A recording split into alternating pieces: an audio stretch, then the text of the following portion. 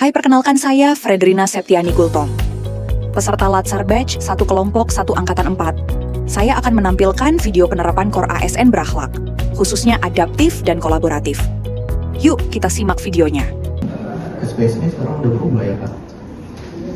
Udah ada perubahan yang cukup berpengaruh ya Kak di kerja kita sekarang ini? Itulah Gel, awalnya memang kita perlu penyesuaian. Tapi setelah dipelajari, sistem ini justru sebenarnya membantu proses pengadaan kita jadi lebih tertata dan lebih transparan. Kita hanya perlu cepat beradaptasi. Melaksanakan tugas pengelolaan pengadaan barang dan jasa dengan menyesuaikan diri terhadap perubahan regulasi dan pembaruan sistem pengadaan secara elektronik. Melalui pemahaman kebijakan terbaru, serta penerapannya dalam proses kerja sehari-hari, agar pelaksanaan pengadaan tetap sesuai ketentuan. Nah, tengok lagi. Aku coba sederhanakan alur pengadaan ini. Tujuannya supaya OPD lebih mudah memahami tahapan dan dokumen yang dibutuhkan. Wah, bagus sekali idenya ya Kak. Dengan alur yang sesederhana ini, OPD kita nggak perlu bingung lagi.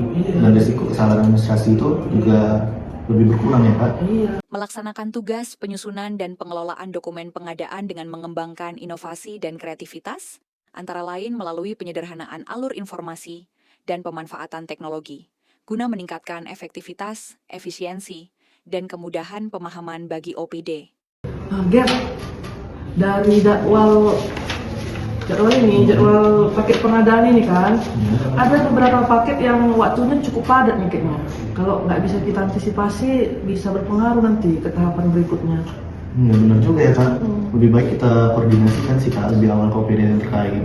Jadi kendala yang ada tuh bisa kita cegah secepatnya ya Kak. Iya. Melaksanakan pemantauan terhadap jadwal dan tahapan paket pengadaan, serta melakukan koordinasi secara proaktif dengan OPD terkait untuk mengantisipasi potensi kendala, sehingga proses pengadaan dapat berjalan tepat waktu dan sesuai perencanaan.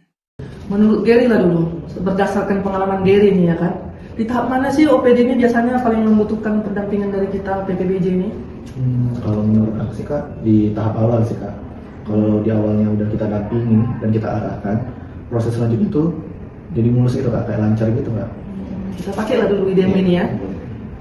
Melaksanakan koordinasi dan diskusi dalam pelaksanaan tugas pengadaan barang dan jasa dengan memberikan kesempatan kepada rekan kerja untuk menyampaikan masukan, sebagai upaya peningkatan kualitas proses pengadaan melalui kerjasama yang efektif.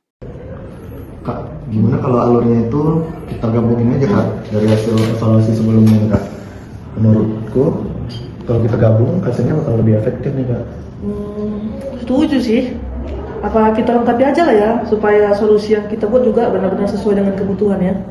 Betul Kak, setuju Kak. Bersikap terbuka terhadap masukan dan hasil evaluasi, serta mengintegrasikan ide dan pengalaman rekan kerja untuk mendukung perbaikan berkelanjutan dalam pelaksanaan pengadaan barang dan jasa. Supaya lebih fokus, aku koordinasi ke LPSE lah ya, terkait sistem dan teknisnya ini. Baik. Kalau aku mungkin fokus ke OPD aja ya. Oh, boleh. Kebetulan ini ada dari OPD di SOS ini. Jadi tugas kita lebih jelas dan progres pengadaannya lebih optimal nanti ya Kak. Oke kan? Oke. Melaksanakan pembagian peran dan koordinasi dengan OPD serta pihak pendukung lainnya sesuai tugas dan fungsi masing-masing, guna mengoptimalkan pemanfaatan sumber daya dalam mendukung kelancaran proses pengadaan barang dan jasa. Dengan bersikap adaptif, kita siap menghadapi setiap perubahan dalam pengadaan barang dan jasa. Dengan kolaborasi yang baik, setiap tantangan bisa kita hadapi bersama. Kami, ASN berakhlak, adaptif dan kolaboratif, demi pengadaan barang dan jasa yang profesional dan berintegritas.